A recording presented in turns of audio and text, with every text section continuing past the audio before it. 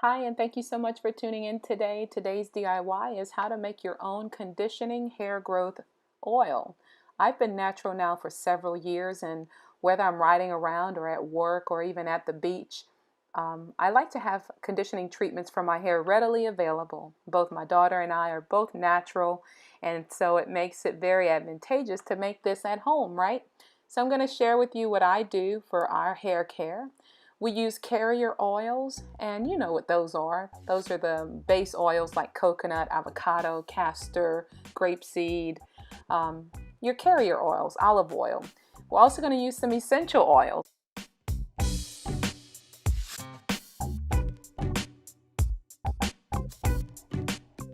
So Nettle is an herbal supplement. I do use it in the carrier oils. It's to aid in hair growth, hair loss prevention. It's also good for the scalp. Healthy scalp means healthy hair. Jasmine oil and also sandalwood oil. But more about the carrier oils of my choice. Now you can use whatever you do have. You can see this is the plethora of oils that I use. And you can use as little or as many of varieties of oils. A little bit about grapeseed oil. It's a moisturizer and a conditioner, so it will address issues like having weakened hair or hair loss. Extra virgin olive oil is antifungal and antibacterial.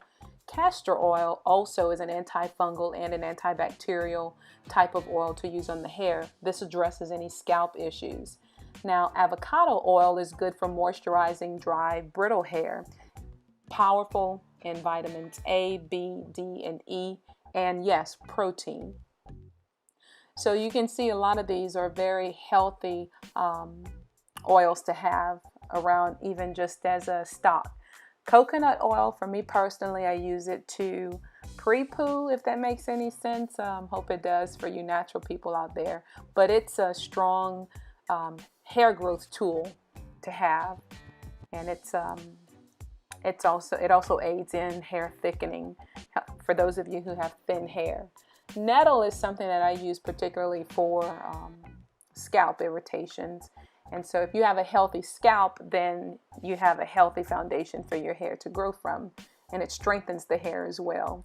Sandalwood is for shine and for growth and also hair retention. So a lot of these types of products are going to aid in hair growth. Jasmine, I use it basically for the smell. It smells very, very sweet. It's a nice aroma. You're also going to need, if you're making the oil with us, something like a little funnel, and I always use this container. And when I do run out, I just make a quick batch of it. And it's really easy. It's 2 to 3 tablespoons of each oil, magnifying the amount of one of the oils so that you can know, you can even determine which one of these oils your hair has a better reaction to. So once again, 2 to 3 tablespoons of each. In my case, because I know I have a sensitivity to coconut oil, I don't use as much. I use just a couple of tablespoons of the coconut oil. And but I do apply liberal amounts of it whenever I'm pre-pooing my hair, and that's just to detangle the natural hair, my natural hair, my daughter's natural hair. But all the other oils that I've discussed with you so far, absolutely, you can be as liberal, as you would like to. But I'm going to go ahead and use the recipe that I actually have in the description box, which, like I said, is 2 to 3 tablespoons of each one of these oils. Now, when it comes to the essential oils evaporate, and you don't want to use something that's so costly, so liberally. And you also have to be careful when using essential oils. Essential oils, for some people, it may be that they cannot use essential oils for whatever reason. I know that lactating mothers do have to check with like a naturopath or a holistic practitioner. Also, when selecting essential oils to use On children's hair, be very careful, especially to their sensitivity. Their immune systems may not be as built up as ours is, and so you just want to use caution. You may test out a small area with the essential oil inside of the carrier oil, so you do want to mix it up together. That's why you use the carrier oil and not just using that straight essential oil onto the hair. So be careful when applying it on kids' hair. Grown-ups, on the other hand, may be able to take it with no problem. Now, my daughter's hair responds very well to jasmine and sandalwood.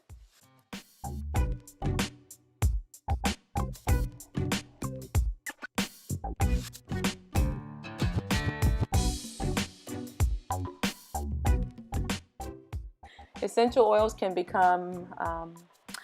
a little pricey, so you may do the research first before you go out there buying all this stuff like that.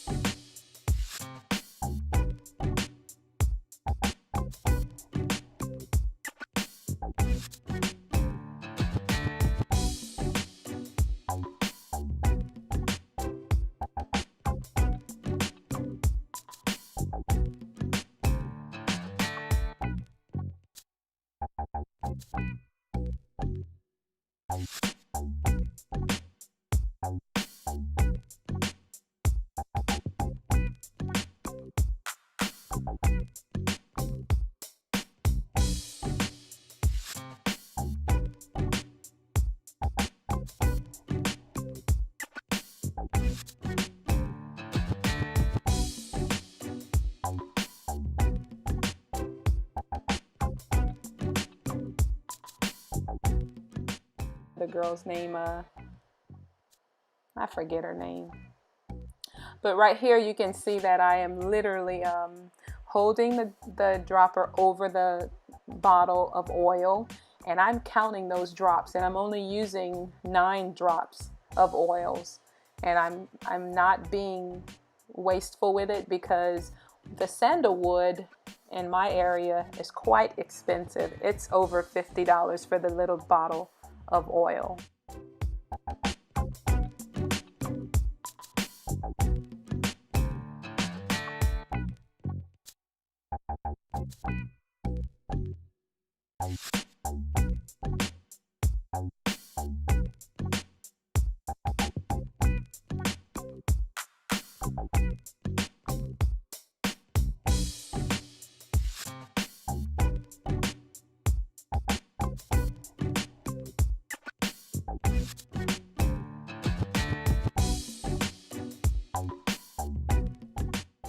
And the nettle, the herbal supplement nettle, also known as stinging nettle, I use about 1/4 of the syringe,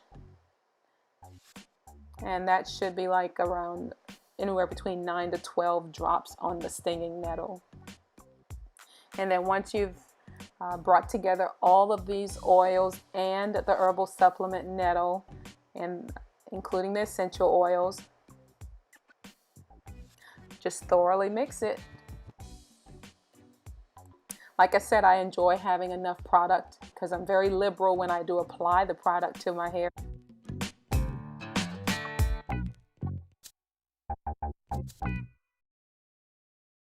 I apply this right after washing my hair, or if I spritz my hair down with water or some type of leave-in conditioner, I'll apply the hair oil also to act as an additional treatment over the hair, especially after washing your hair, to help condition the hair and protect the hair. So I hope this was very helpful to someone. I just wanted to share it with you.